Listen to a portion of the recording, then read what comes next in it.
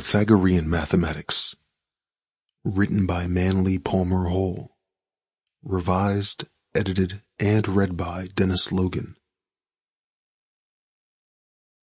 Pythagorean Mathematics. Concerning the secret significance of numbers, there has been much speculation. Though many interesting discoveries have been made, it may be safely said that with the death of Pythagoras, the great key to this science was lost.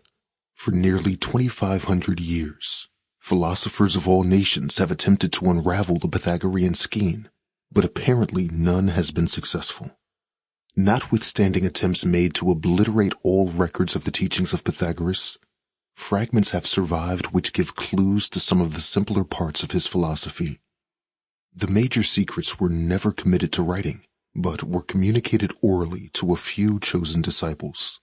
These apparently dared not divulge their secrets to the profane, the result being that when death sealed their lips, the arcana died with them. Certain of the secret schools in the world today are perpetuations of the ancient mysteries, and although it is quite possible that they may possess some of the original numerical formula, there is no evidence of it in the voluminous writings which have issued from these groups during the last 500 years.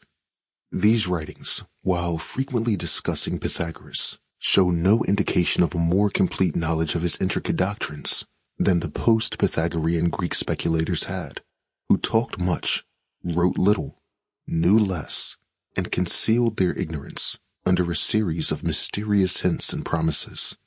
Here and there, among the literary products of early writers are found enigmatic statements which they made no effort to interpret.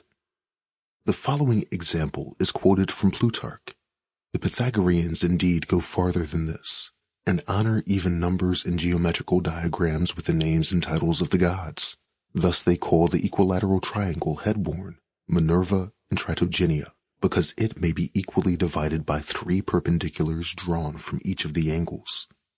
So the unit they term Apollo. As to the number 2, they have affixed the name of strife and audaciousness, and to that of 3, justice. For, as doing an injury is an extreme on the one side, and suffering one is an extreme on the one side, and suffering in the middle between them.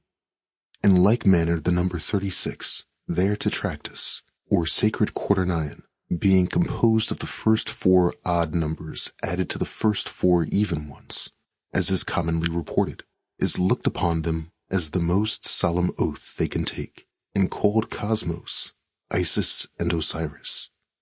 Earlier in the same Sample complete. Ready to continue?